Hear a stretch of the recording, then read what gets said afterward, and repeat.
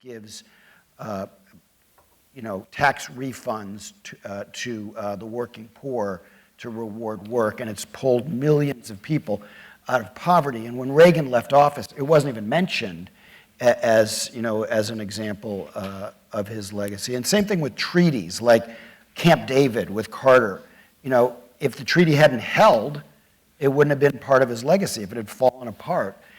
Same thing with the Iran treaty with President Obama. We won't know for at least 10 years whether that's a positive part of his legacy or not. Or the Paris Climate Change Treaty, which might be gigantic. Another example. It may be the turning point 20 years hence. Right. Well, we're going to talk about substance and style in this conversation. We're going to start with substance, and it's such a huge topic to really dive into President Obama's legacy. So we're going to talk about the economy. We're going to be talking about Obamacare, the Affordable Care Act, foreign policy / the war on terror, and some social issues and how our views of race and race relations have changed as a result of his presidency. And then we're going to end with a little bit on style and on temperament and how he's conducted himself in office and how that will contribute to his legacy. So let's start with the economy. We're not going to get super wonky, everybody, so don't worry. The president often likes to note that the U.S. was losing about 700,000 jobs a month when he took office. He walked into the worst economy since the Great Depression, as we remember, the worst financial crisis of our lifetimes. Since he took office, unemployment has been cut in half. The stock market has been soaring. Well, sometimes. The auto industry has come roaring back. We've added 10 million new jobs. But on the other hand, wages are still flat for the majority of Americans. The federal debt has more than doubled, and 43 million Americans are on food stamps. So, overall, how would you assess how he's handled the economy? Monica, let's start with you. Well, the economy clearly was in crisis when he entered office. That is a fact. But when you take a look at the last 7.75 years of Barack Obama's policies, what I think becomes really clear is that he has made 1% growth the new normal. Even if you just look at the last 6 months, the annualized growth rate, GDP-wise, is 1%. And he has sort of conditioned the country to accept this. I think it's unacceptable, but it's a direct result of Barack Obama's economic policies. Nearly 95 million people, working-age Americans, are out of the workforce, record low labor participation rates. So when we talk about the unemployment rate being halved, well, yes, but that's because almost 100 million Americans are not working who want to work and should be working. When you talk about 10 million people who, I'm sorry, I forget your statistic, but when you're talking about the people who have found jobs or job creation, that's largely low-wage jobs. These are not career track jobs that have been created.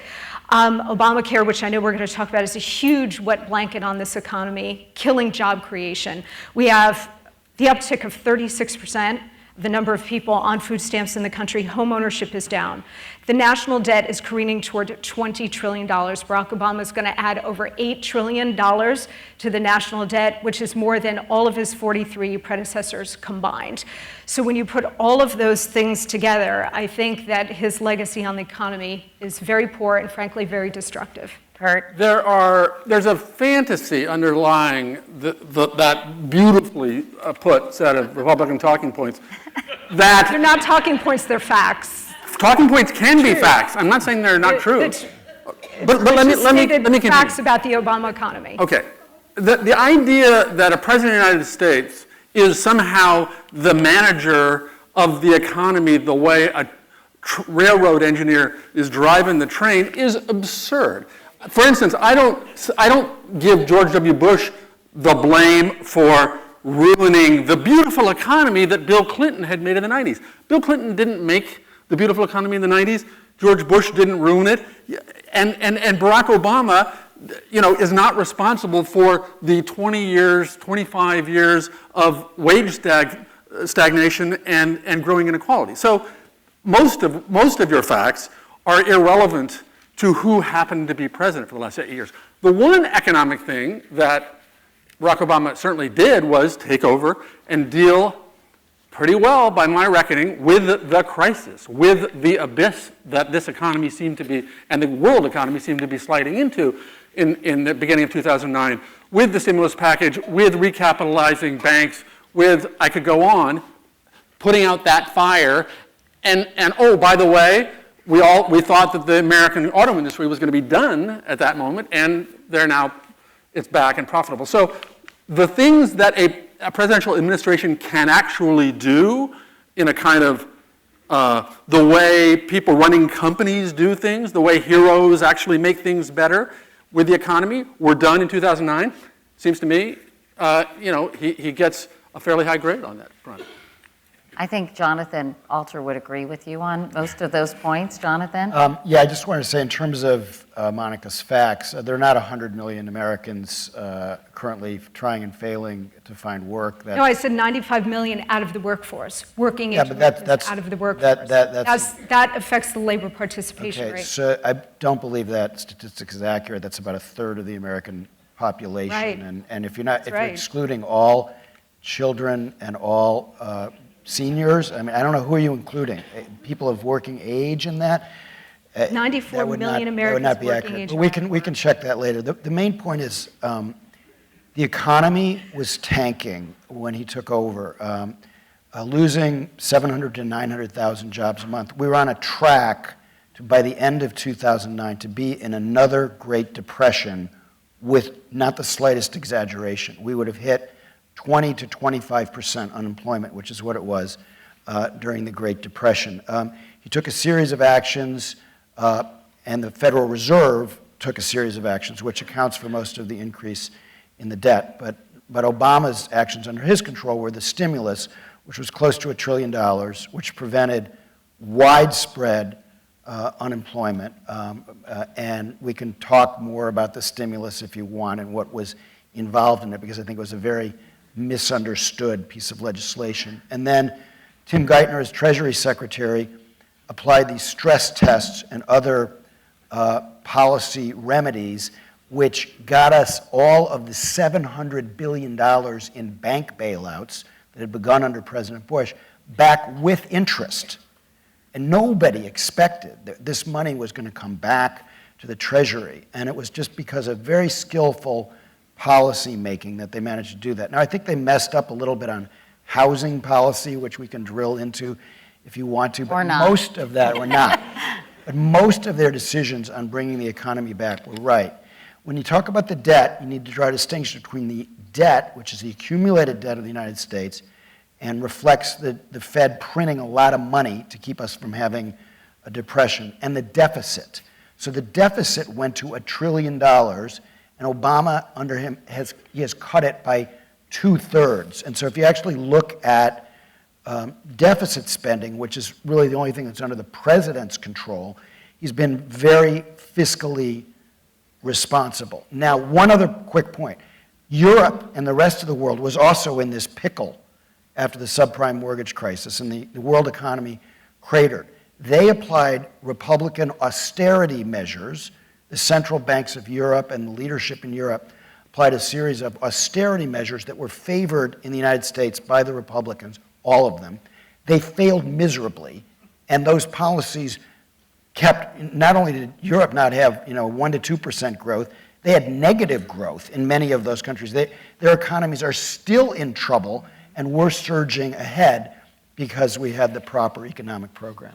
So it sounds as obviously there's a difference of opinion in terms of how Captain Obvious. But I'm curious if the president has done such a good job, and Candace, maybe you can talk about this. We've seen this rise of populism both on the left and the right, with a number of people feeling exceedingly disenfranchised. There's a statistic that I think half of Americans could not deal with an unexpected $400 expense. Wage stagnation, as I mentioned earlier, is a serious problem.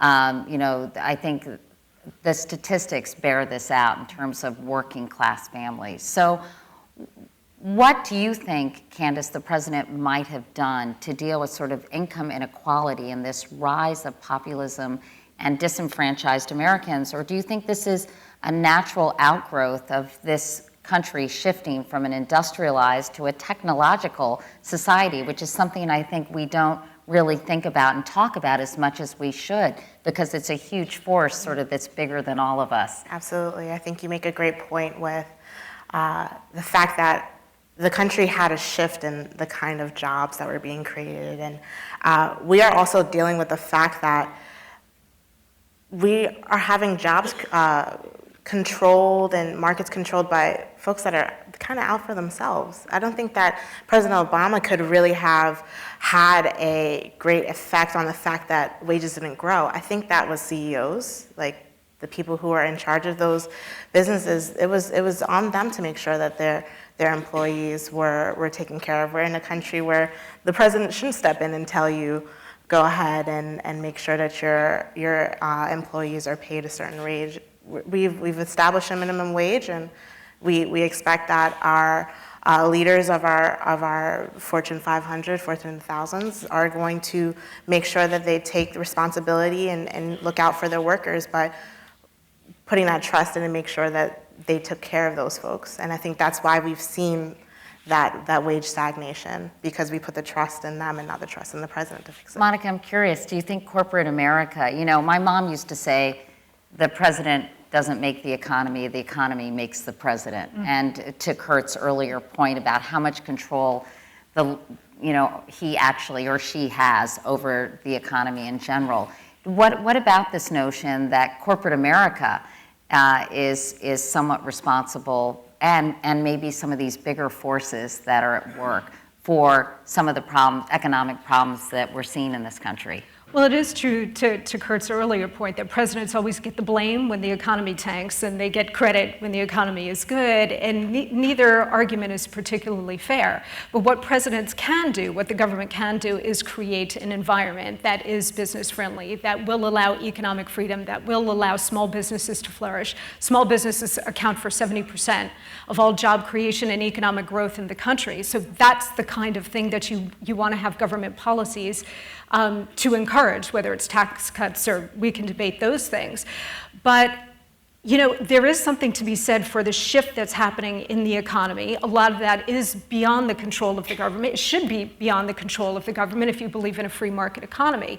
My argument is that government should get out of the way so that the traditional American engine of ingenuity, whether it's big corporations or small businesses, can really be allowed to flourish. That's economic freedom, and I think that's one of the big things that President Obama has really squashed. And in fact, that is a common complaint, Kurt. You hear that there's too much regulation, whether it's environmental or otherwise, that has been placed on all businesses, not just small businesses. Obamacare, this is a really good segue into the Affordable Care Act, is often considered as too cumbersome or too difficult for small businesses to accommodate and to thrive, as well as raising the minimum wage. I mean, that's the age-old argument.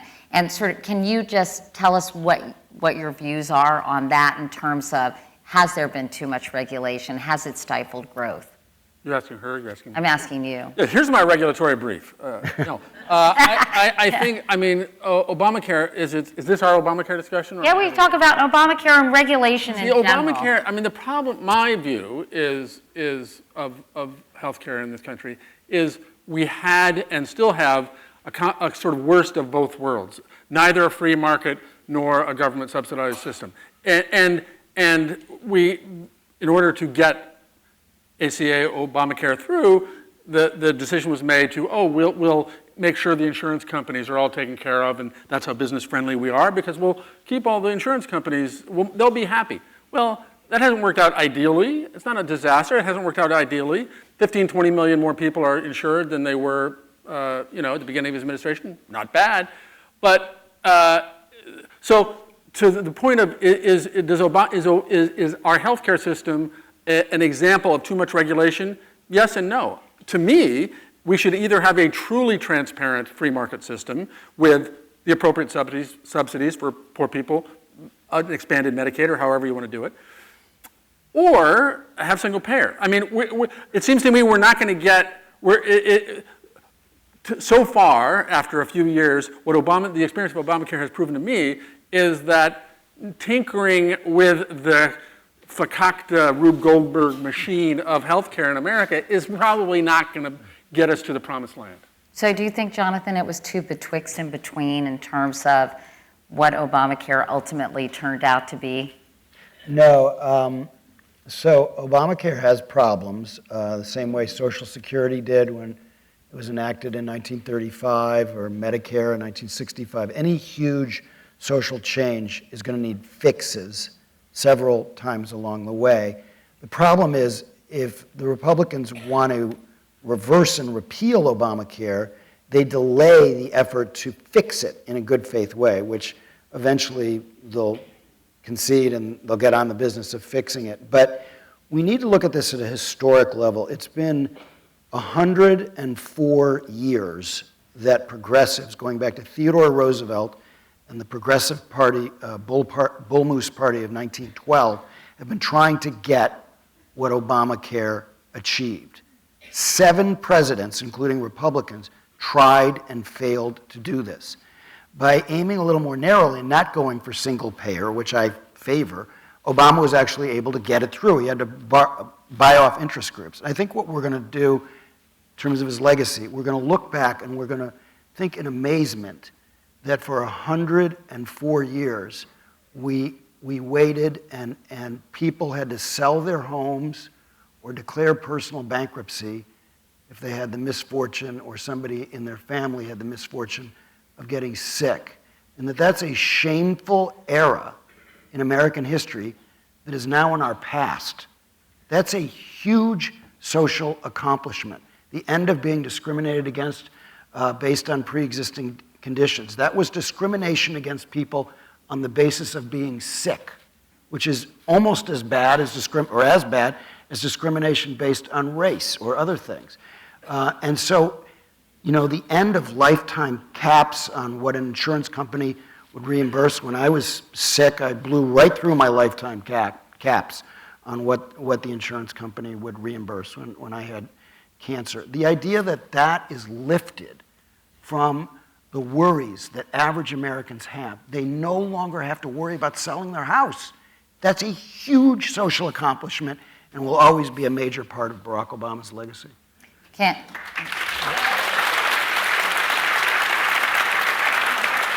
Candace, I'm curious, do you have any sort of first-hand anecdotal knowledge of how the Affordable Care Act has changed lives? Since you are a community organizer, you meet daily with people, and have you seen any kind of positive change for people? Absolutely. As someone who has recently graduated college, the Affordable Care Act has allowed many people in my age group to remain under their parents' health insurance until the age of 26. Now that's a burden that many people had to get out of college and think about right away. Am I going to take this job that I can get across seas or very easily that's not going to offer me insurance? And people, students and recent graduates are really weighing that heavily. And now you can take that job that may be fulfilling a dream instead and stay under your family's health insurance. I mean, for myself, political campaigns don't come with health insurance every time. So it has been a blessing to have your parents' health insurance until 26 when you should be getting your ducks in a row and starting to get into a legitimate job that offers those things. So I think looking at it from a student's perspective, it's been extremely helpful. But then looking at it from the perspective of the senior community, which I interact with very frequently, it has been something that they don't feel like is helping them. They don't feel it has been completely beneficial, especially when it comes to the medications and the things that never really change when they're looking for health insurance. There's really been no relief in that sense, and I think that's where people feel like it's failed them. They don't feel like their medication is any cheaper or they can negotiate or any of those different tactics have been implemented. And that's where they're feeling like, just get rid of it. So I think that it's mixed bag. Absolutely. And Monica, there was never really a strong Republican alternative, was there, to the Affordable Care Act in terms of solving this huge problem with rising medical costs, the fact that sort of having a two-tier system of the haves and have-nots and sort of some of the issues that Jonathan raised. Do you think that John McCain or Mitt Romney would have tackled this problem more effectively? Well, I mean, if you go back to 2008 and that campaign with John McCain, and then further on, nobody was arguing that the healthcare system didn't have grave problems. Nobody was saying it didn't need to be fixed. I mean, Republicans did have very extensive, very detailed plans that were patient-based, that were market-based, that Paul Ryan was talking about, John McCain was talking about, Mitt Romney was talking about constantly. So the debate was, how do we tackle the issues in the healthcare system? And the answer, according to Barack Obama and the Democrats, was a government takeover of 1/6 of the US economy. Now, if the Republicans, if John McCain had won or Mitt Romney had won, would the Republican plans that were patient-based and market-based come into play? I don't know, that's a question based on the mix in the Congress, we don't know. But what we do know after all these years of Obamacare is that the system is in the much predicted death spiral that those of us who opposed Obamacare from the start predicted that was going to happen, where you have major insurers like Aetna and US Healthcare who are bailing on it because they're losing billions of dollars a year of this, because while it may have looked good on paper, what happened, as predicted, is that older, sicker patients went into the system, the younger, healthier ones, to subsidize the whole superstructure, didn't and aren't entering the system, and the whole thing is collapsing. I've laid out evidence in my books and elsewhere about how this collapse was built into the cake when they created Obamacare. And I've quote after quote from Nancy Pelosi and Tom Harkin saying that Obamacare is just a starter home, and that when it inevitably collapses, which we are seeing right now, that the pressure will be brought to bear for single payer. Now, some of you may argue for that, but that was the end game for Obama and the left all along, was to move this country into a single payer system. And now they can argue, gosh golly, we tried this hybrid with the private insurers, and gosh golly, it just didn't work. And now we have all these people dependent on the system, so now we're going to have no choice but to move the country into single payer. And I think you see that now. You saw that argument from Bernie Sanders, and now you're starting to see it from Mrs. Clinton. So which is it, Monica? Did they take over 1/6 of the economy, have a government takeover, or did they have a hybrid system that is certainly not a well, government with all takeover? of the regulations and mandates from Obamacare, yes, it was a government takeover, because it wasn't really about health You mean care. mandates like no pre-existing conditions don't disqualify you? Why does that- mandates on why is that a pharmaceutical companies. takeover? I'm talking about mandates Those started on under the Bush, insurers. Yeah, the pharmaceutical government mandates on, Yeah. yes, on every aspect of healthcare. It was about attacking one major pillar of the U.S. So just for the record, though, And by the way, it wasn't about healthcare, really. It was really about government power and control. would that the socialists in charge are so clever at playing the long game? But isn't it just factually the case that what makes up Obamacare and the Affordable Care Act was, and not just in Massachusetts, but was essentially a moderate Republican plan 10 It years was ago? Mitt Romney's plan. You said, yes. Yeah, it was exactly Which is the why I same as what he opposed did in Mitt Romney Massachusetts. being the candidate, because I thought he couldn't argue against the main argument against Barack Obama in 2012, which was some form of socialized medicine. Look, all of the promises that the president made to all of us when he was selling this have all been fraudulent, and they've been proven to be fraudulent. All? Members of his team, All have been fraudulent? members of, Kind of categorical. All? Members of his team, like Dr. Emanuel and others, have been caught on tape saying that they were blatantly lying to the American people about the cost savings, okay? That every American family would save on average $2,500 a year. Well, the average premium now is over $4,000, so the cost savings hasn't been there. How about if you like your doctor, you can keep it? That was a lie. If you like your health care plan, that was a lie. And they knew they were lies at the time in order to sell the plan. So I agree that it is overly complex. It has many, many moving parts.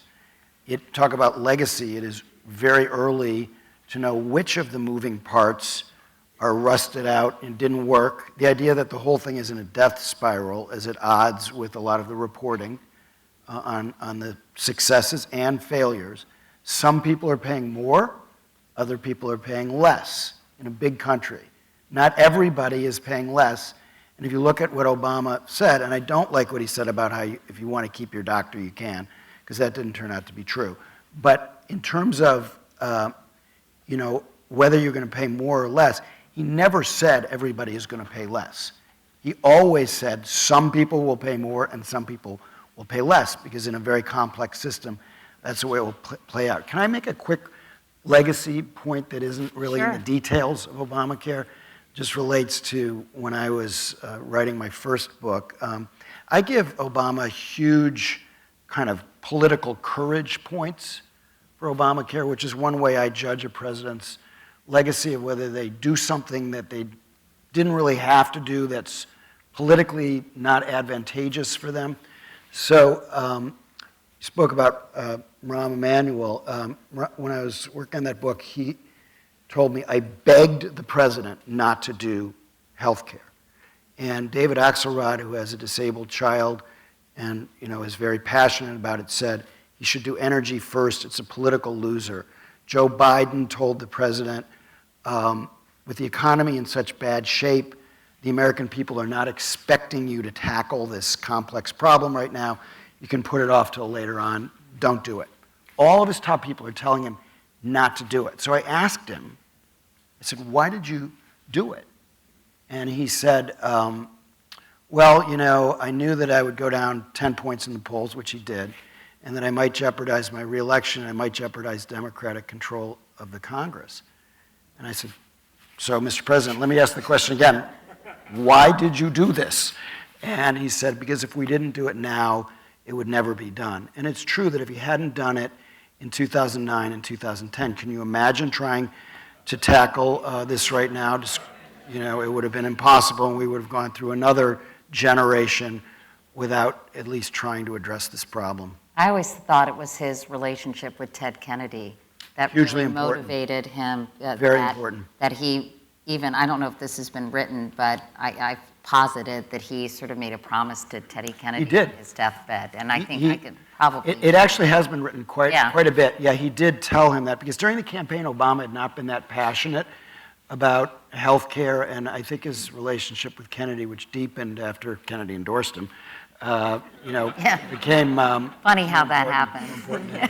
Let's move on and talk about foreign policy, because I don't think we're going to be able to adjudicate Obamacare tonight. We've got other ground to cover, and so much has happened in foreign policy in the last 8 years. The president came into office having inherited 2 wars in Iraq and Afghanistan. He pulled out of Iraq, surged troops into Afghanistan, took down Osama bin Laden, negotiated a controversial nuclear deal with Iran, and a global climate change accord. He was commander-in-chief during the Arab Spring, saw the toppling of autocratic U.S. allies across the Middle East, and helped produce a civil war in Syria.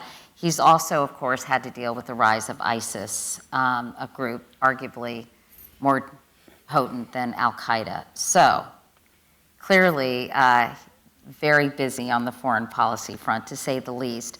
What do you think his greatest accomplishment, first off, has been in foreign policy? And anybody who wants to can tackle that. Kurt, what do you think? Well, he came in, one of the reasons for his election was, I'm not a pacifist, but I don't believe in stupid wars. Both of the war in Afghanistan and the war in Iraq were conducted and prosecuted stupidly. One of them probably shouldn't have been ever prosecuted at all. But in any case, once they were done stupidly. We went from, when he took office, having, several hundred Americans a year dying in Iraq to 5 or 10 or 20 a year now. We had, he did what the Bush administration had not done with Afghanistan, which is like, have a surge, give it a better shot. Many more hundreds of Americans died. The unsustainability of that became clear, and we've now pulled out of that one. He has ended these 2 wars that he had nothing to do with starting, ended the U.S. involvement in them, and I don't. I know this is a Trump-free zone, but of course he's not the founder of ISIS, even in a metaphorical sense. Not? Except in the sense that the United States is and things we did from invading Iraq on created the set of conditions that out of which ISIS grew. To me, and I don't know if we want to get to things that aren't so great and that are his low grades. I mean, Syria is part of that, and the hellishness that is ongoing in Syria will not accrue, I don't think, well to the Obama legacy. But in terms of ending the wars he was promising to end, of doing what could become a great and important and world peace promoting deal with Iran, I'm hopeful. Something tells me, Monica, that the strengths that Kurt points out would be interpreted as massive weaknesses in your book. So talk a little bit about, without getting into a whole sort of geopolitical history lesson of the last 8 years and actually prior to that with George W. Bush, because it seems to me there's enough blame to go around for this messy, terrible situation the world finds itself in today. But talk a little bit about what role you believe President Obama has had in sort of the building up of this new terror threat. Well, I think when he ran for president in 2008, he was very intent on positioning himself as the anti-Bush. So all of his policies would be designed to be diametrically opposed to the approach that President Bush took, particularly after 9/11, particularly toward the Middle East and toward the Islamic terror threat. And I think after nearly 8 years, we can see the result of President Obama's overall approach in sending American superpower into retreat and retrenchment around the world. We do know that the lessons of history are that when the United States is either weak in real terms or perceived as weak, the good guys retreat, the bad guys advance, and the wheels come off the world. Because without American power and influence to try to rein in the world's worst actors, we see their rise, and they do have a tendency to fill power vacuums when the United States retreats. And this is exactly what we're seeing across the Middle East.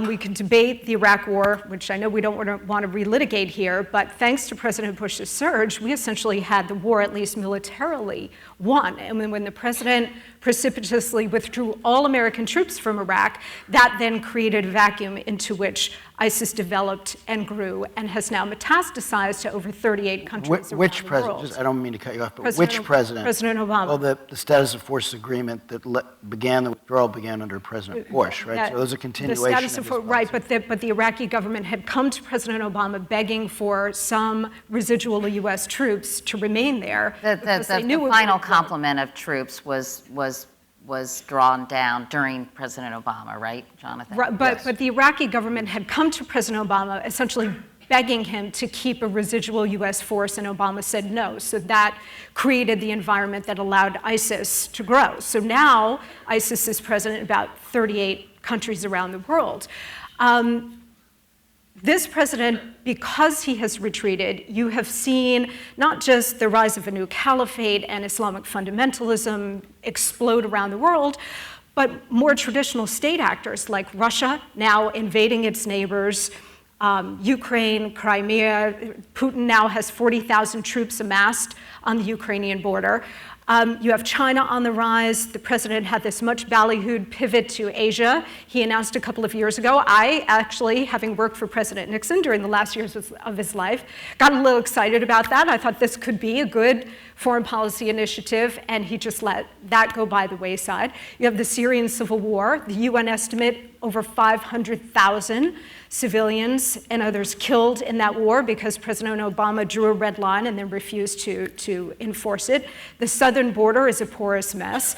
So you can see, and in addition to the fact that the president has decimated the US military in so many ways, that the force isn't there. So Vladimir Putin, if you're sitting in the Kremlin and you're he, why wouldn't you run wild across Eastern Europe? There's literally nothing and no one there to stop you. So we should have, going to, and nor the craven Europeans. So what should we have done in all these cases? Should we have sent troops into Syria? Should we have sent troops into Crimea, into Ukraine? There's weakness in retrenchment. What was the alternative that Presidents Romney or McCain would have done that would have been so successful? Well, President Obama, in his own words, said the use of chemical weapons in the Syrian I'm not theater defending was a the red line. But wait a minute. The president's words have consequences. They carry weight, Right. regardless of who the president is. If he didn't intend to intervene in the Syrian civil war with troops or special ops or airstrikes, whatever it might be, he never should have made that statement publicly. You know, you cannot leave people hanging. I mean, there was that beautiful picture of that poor little 5-year-old boy that went around the world, a victim of an airstrike from Russia, perhaps, or the Syrian rebels. And the humanitarian disaster on this president's watch has been extreme. And for a president who intervened in Libya where there was no mass slaughter on the basis of preventing one, in Syria you actually do have a mass slaughter and he refused to intervene. So Let's talk, yeah, go It might ahead. surprise you that I agree with you on Syria and in some other areas, and I wish that he had bombed the Syrian Air Force, or enforced a no-fly zone there, but to put all 500,000 of those deaths on his tab, I think, is a little much. And obviously the force constellation of forces there is very complex. And if we had taken out the Assad government, that would have helped ISIS. So it's one of these things where if you move one place, some other bad option rears its Can I head. ask you What And about just our- on, just in terms, Do you just think on he a couple should of other have early on, when we had some sense of so-called moderate rebels, and it was being argued to him that we should be supporting them somehow, do you think he should have intervened at that early moment? So historians will be sorting this out for a long time, and there are a lot of people who believe that the idea that these moderate rebels, quote unquote, had the capacity to take out the Assad regime are dreaming, and that they weren't anywhere close to being able to do it, and there was no way logistically that we could provide them with the support that would have allowed them to I do don't it, and disagree with you on that that. they weren't necessarily moderate. Right, and I don't Which is a disagree whole with you on other that question. either. So you're talking about a Rubik's Cube of extraordinarily complex events, some of which you could fairly argue he mishandled in Syria. When you say, how about the mess at the southern border? This is something that's just such a myth. We've had more people going to Mexico than coming from Mexico in the last 10 years. So the idea that there's some huge mess there is a product of, Trumpism. Speaking of which, I assume that it's a deal breaker for you that, given what you said about Eastern Europe and the Ukraine, that you can't support Trump because of his views on Trump-free zone, right, Katie? Right. But the reason this is very important, and the reason I bring that up, is that it conveys that this idea that he's been so historically weak. Well, he's way on the strong side of Donald Trump when it comes to, say, NATO, or being tough about what would happen to the Russians if they go into But the Baltic there states. has been no pushback. That's the And problem. there have You not have been an these American cuts. commander-in-chief There who have not been won't these cuts in defense that stand you up. mentioned. Not been the cuts in defense that you mentioned. That was not accurate. So a lot of what I think Kurt correctly called the talking points on this don't actually bear scrutiny when you drill down into them. Do you think, though, I know, Jonathan, you've covered this a lot, though, that the status of forces agreement, if there had been some residual forces in Iraq, that the power vacuum that helped create ISIS might have been potentially slowed? Yes, so this, again, this started with the dissolving of the Iraqi army by Paul Bremer and the occupation of Iraq in the Bush administration. That had disastrous consequences. A lot of the people who were the worst actors in ISIS used to be in the Iraqi army. We dissolved it, de-Baathification, a fiasco. Then Bush had this status of forces agreement, and under the agreement, we would withdraw. And the reason that we couldn't leave more troops there is that the Iraqi government would not guarantee that American soldiers would not be held accountable legally if people died. So when others in the Iraqi government said to Obama, can't you leave more troops here?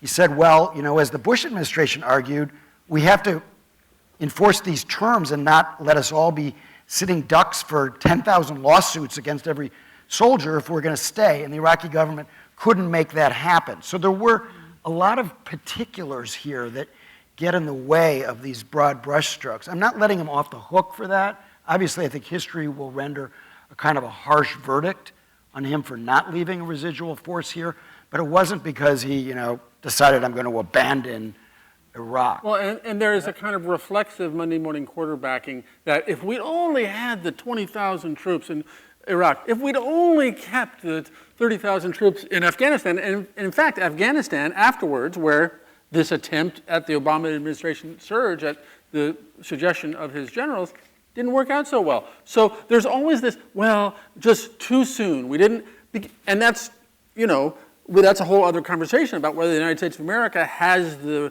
appetite for being an imperial occupying power, which we manifestly do not. And so eventually you gotta withdraw the people and the mess stays a mess. And then your opposition can say, well, if we just kept the 20,000, it'd all be different. I don't think so. Well, but the result of, but the way we tried it is obviously turned into a catastrophe, and rather than an occupying force, I call U.S. troops who are asked to intervene in situations like this, liberating forces. All right, let's move on and talk about domestic policy, because we're almost out of time. We want to talk a bit about race relations in this country, as well as President Obama's temperament and sort of governing style. And Candace, as the only Black panelist, I'm curious about your take on the president's role in improving or hurting race relations in this country. Some Republicans have suggested that race relations have never been worse. Others, obviously think that this president has done a tremendous amount for all Americans and African Americans in particular. We're here witnessing a time where police departments and oftentimes Black suspects, there's this terrible situation with police and the communities they serve. And anyway, things seem really bad. From your perspective, what role has President Obama played in how we view race in America today? Mm-hmm. I think that we're living in a time where these things were happening and people just did not have a cell phone. They did not have a video camera on it. And that is what is making now feel like such a critical and just worst time that we've ever experienced. But all it is that we are now just seeing those things. They're being aired constantly on news outlets, and we're not censoring it. People are seeing it for exactly what it is. And I think that President Obama has then flipped it. We see it from the part of a civilian, but now we also have body cameras on officers to also see it from their perspective. And I think that having those that put in place is a way to try to open up the transparency between what is it from the perspective of the victim, but then what is it from the perspective of law enforcement. And not everyone is okay with seeing that. And I think that we really need to be able to now take the lessons that we're seeing from the body cameras and go a step further. We are seeing that there are some times when things that have been put in place are ignored, or trainings are not used properly.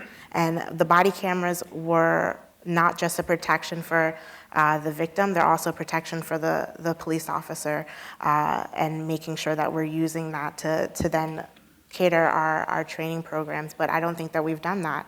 I think that we've put these things out there and have not followed up. I think that is one thing that President Obama can do in his short amount of time left, is making sure that we're using that information and making sure that it is creating a change. It seems to me that he's been in a very unique position to give the perspective of what it's like to be a Black male in this country. But do you think as a result, Kurt, sometimes it has become an us against them, that he has sort of underscored racial differences rather than brought people together? Or what's your take on that? I think he has handled it as gracefully as one could possibly wish for or imagine.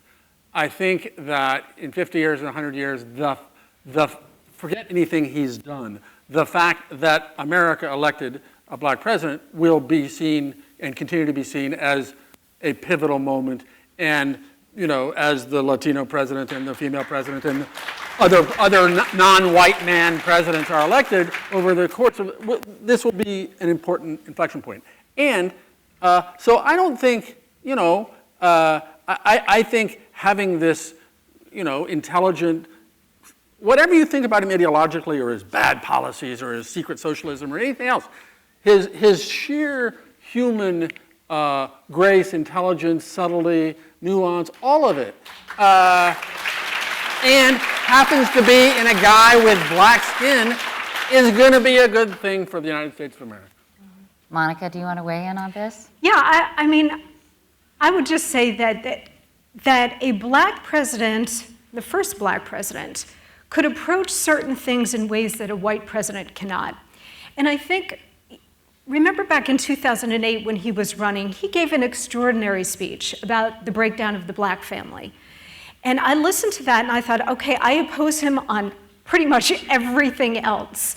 But if he comes into office and uses his position as the nation's first black president to really address the difficulties, the problems, the pathologies in the black community, even by sheer force of example with his lovely intact family, but to really go into these urban areas and talk to men about staying with their families. Which he's done. Very sporadically. If he had done that on a much more regular basis, he would have won me over. He has a whole effort called My Brother's Keeper. He gave essentially one major speech when he was running and then didn't address it. Every Father's Day. Wait, hang on one second. Let me just finish the point. When you look at the nation's major urban zones, Chicago, Detroit, Baltimore, with the collapse of the black family, with the poverty, with the crime, with the poor education, I would have loved to have seen the first black president go into those urban areas and address those issues directly. And he didn't do that. And to me, that's a huge disappointment and a loss of opportunity for him. Jonathan, my understanding was, very interesting to hear this crowd, and you can tell sort of, but I think we can all be respectful of a variety of opinions, so let's continue to do that. Jonathan, my understanding was, though, with My Brother's Keeper and other initiatives, he did spend a lot of his political capital and time in the black communities, talking to young black men, going to urban areas and addressing these very issues. It wasn't just one speech. Yeah, that's accurate. I mean, Monica is right on one point that he never injected himself into, say, the issue of violence in Chicago, in his hometown, and didn't go there. And there were a series of reasons for him not doing that, which one can second guess. But on your larger point, that he didn't address these issues, he didn't tell African Americans that they needed to do certain things in their own community, that it's just not factually accurate. I mean, not only has he done it on every Father's Day since he became president, he's used that as an opportunity to address African American fathers, but he's done it on many other occasions. So, you know, I can dig up the various speeches if you want and send them to you, but there are many of them. So let's end by talking about sort of, we backstage when we were getting ready to sit down and have this conversation tonight, we talked a little bit about temperament and style.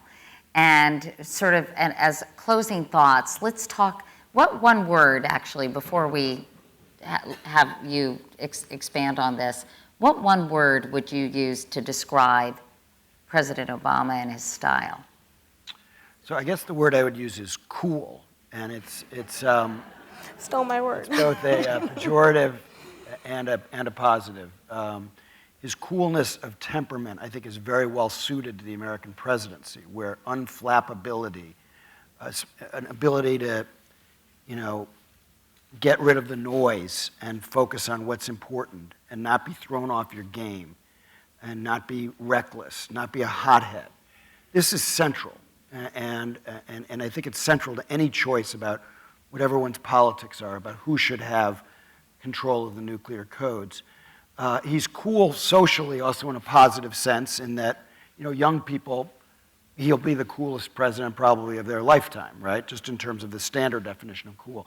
But in a more negative sense, he can be a little standoffish and cool in his Interpersonal relations, and I call it missing the schmooze gene.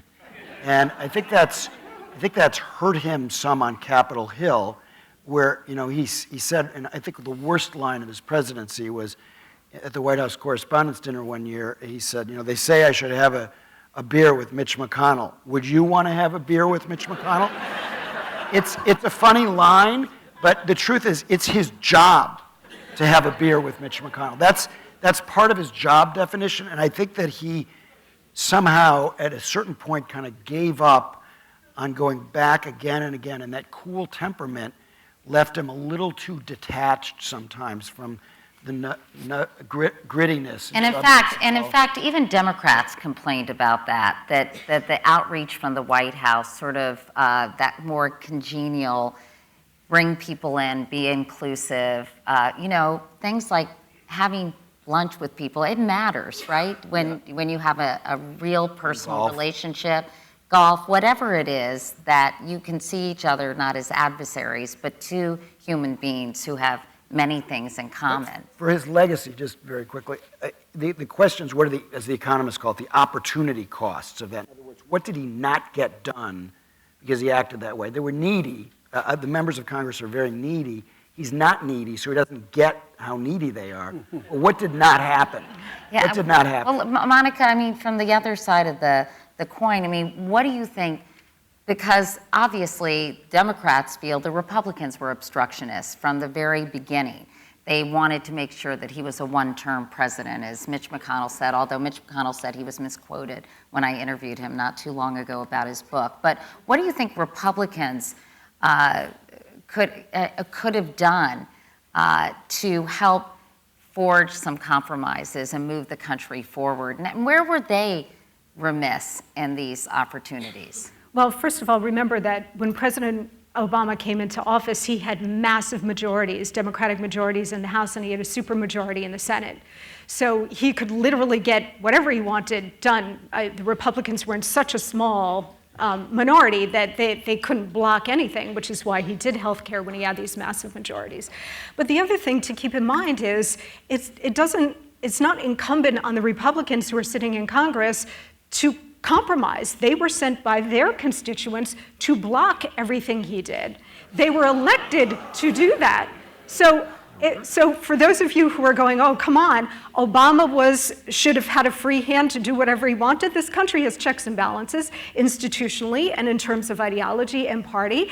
And the Republicans who were sent to Washington were sent there also for ideological reasons, to stand for a different position and to stop a lot of what Obama wanted to do. Now, in the first 2 years, they couldn't because he did have these huge majorities. But after that, it's not incumbent on them to give him everything he wanted or to compromise, because then they're just Democrat light. They're not Republican, which, by the way, explains a great deal of the rise of Donald Trump, because the Republican base has sent Republican after Republican to Congress to try to stop this kind of ideological shift in the country. So many of them just went along with Obama, what he wanted, or didn't block it, didn't stand on conservative principles.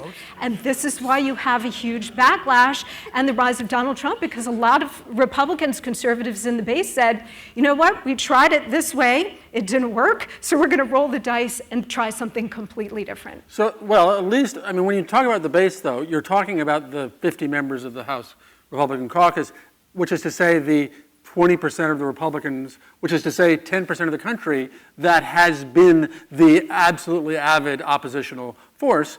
Because go talk to John Boehner and Paul Ryan about what was the correct Republican approach. Now, yeah, a lot of the wingnuts in your party didn't like that, and they caused elected Ted Cruz to the Senate, who had his role in being a we will not govern party. But anyway, back to the words that would describe Obama, and in the way John so beautifully said, I think, for better and for worse, I would say subtle, and Nuanced, maybe maybe. cerebral. He is a very subtle thinker and subtly articulates things. Has an inability to be even a little bit demagogic, it seems to me, and to simplify and even oversimplify, which successful politicians need to do sometimes. And I think, it's one of the reasons I like him, but it's probably one of the reasons he's not as politically successful as perhaps he could have been. And in fact, Candace, a lot of people have complained that Barack Obama's been too professorial and not good at kind of really taking issues and deconstructing them and simplifying them, to Kurt's point. And so people can have a better understanding, whether it's the Affordable Care Act or some foreign policy decisions that he's making. Do you think that's hurt him in terms of how he's been received by certain segments of the population? I think that a large segment of the population is finally kind of tuned in because of the way how he has phrased some of the things that he's rolled out. I mean, we quoted his Obamacare talking points. Everyone will get health care, everyone will have lower premiums, or I'm sorry, some people will have lower premiums. So I think with us being able to rehash those things, I think that he was very successful in meeting people where they were in their knowledge of what he was trying to do. It may have hurt him with the people who wanted him to get into the nitty-gritty and get more in depth, but I think for the average American, they actually understood what the president was trying to do and what was his goal and what was the steps that were being taken, and that was something that we hadn't seen for a very long time. And by the way, he was reelected against a reasonable candidate, and to the degree we care about presidential approval numbers, in the last 9 months, his approval numbers just keep ticking upward. And in fact, I was going to mention that, Kurt, so I'm glad you did. It's 55%, I believe, isn't it? One Or of the last, polls, yeah. last time I checked, his approval rating was 55%. So Monica, why do you think he has such a high approval rating if he's been so bad? Yeah, I think people personally like him. They still want to give him the benefit of the doubt. But I would pair that personal number in job approval with another number, which is 70%. And 70% of the American people believe the country is currently on the wrong track. But I agree with that. I would say yes to that too. That number is a funny one because I would say I'd be part of that 70%, but I love Barack Obama. So how does that fit?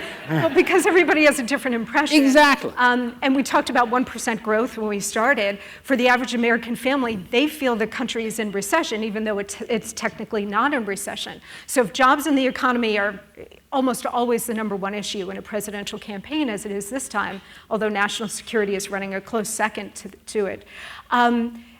They want to like him personally, they still do like him personally, but they haven't felt that his policies have benefited them personally. Well, if anything this panel has shown is the country is very divided, and we have a microcosm of that division on the stage here tonight. But it's been really an interesting conversation. Monica, Kurt, Candace, Jonathan, thank you both. Awesome. Thank you. Thank you. We really held you on. We had to go against Please join me in thanking Katie and our wonderful panelists for this fantastic evening.